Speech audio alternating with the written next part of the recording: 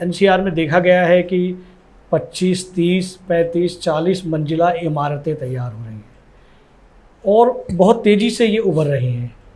इससे भी पर्यावरण, वनस्पति को, पर्यावरण को, जीव जंतुओं को नुकसान हो रहा है।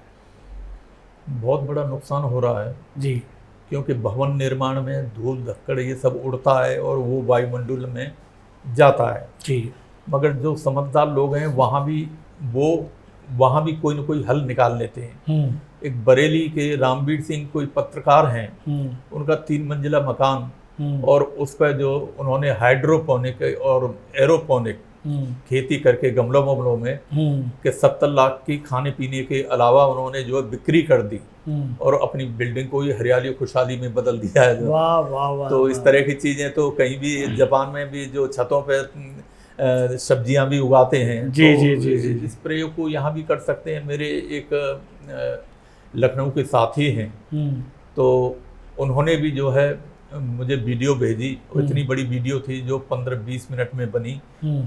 छतों पे जो उन्होंने सब्जियां उगा रखी थी। तो इतना तो कर सकते हैं, कम से कम कुछ तो कंट्रीब्यूट होगा। बिल्कुल बिल्कुल बिल्कुल बिल्कुल बिल्कुल। हम आगे बढ़ते हैं, जैसे कि हम वृक्षों की बात कर रहे हैं, पेड़ों की बात कर रहे हैं कि एक पेड़ धरती से क्या क्या लेता है और इस धरती या सृष्टि को मानव के लिए क्या क्या देता है। जी, धरती से उसको देखिए, एक तो जल चाहिए क्योंकि जल जीवन है, उसके बिना गुजारा नहीं जी। और दूसरा खाने की पूर्ति। तो वो पृथ्वी से जो न्यूट्रिशनल तत्व हैं जो उसको ज़रूरत है, तो वो उससे पूर्ति हो जाती है उसकी। तो उसे और कुछ नहीं चाहिए। उसे आपके यूरिया या इस तरह के जो फर्टिलाइजर्स हैं, जो आर्टिफिशियल फर्टिलाइजर, उसकी भी ज़रूरत नहीं है जी। अगर गोबर की खाद है या फिर दूसरा ढैंचा एक पेड़ होता है, जी, जी, जी। तो उसकी खाद वगैरह पड़ती है, तो उससे वो ज़्यादा मतलब फलेगा फूलेगा। और क्या पेड़ देते हैं ये तो आप भी जानते हैं, हम जानते हैं, सभी जानते हैं। जी, जी। कि देखिए, प्राणवायु तो देते ही हैं जी। जिसके बिना हम कुछ ही मिनट रह सकते हैं जी। और उसके अलावा हमें फल भी देते हैं, जड़ी बूटी भी देते हैं जो, और इमारती लकड़ी देते हैं, और क्या नहीं देते। इसी संबंध में जो है हमारे जो प्राचीन साहित्य में कहा गया है कि एक पेड़ 10 पुत्रों के बराबर होता है। वाह वाह वाह वाह वाह।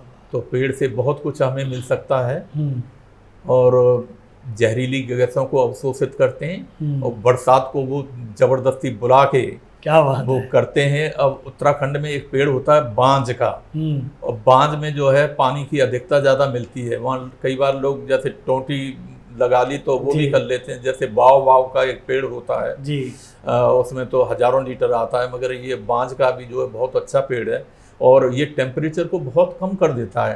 अगर 40-45 डिग्री टेम्परेचर है तो उसको 20-22 पे ला सकता है अगर उसको 10-10 फीट की दूरी पर पेड़ों को लगाया जाए। वाह वाह। 5-6 साल में वो हो जाते हैं। अगर आप ये वीडियो YouTube पर देख रहे हैं तो हमारे चैनल को सब्सक्राइब करें और बेल आइकन को दबाना ना भूलें। अगर आप Facebook पर ये वीडियो देख रहे हैं तो हमारे पेज को लाइक करें।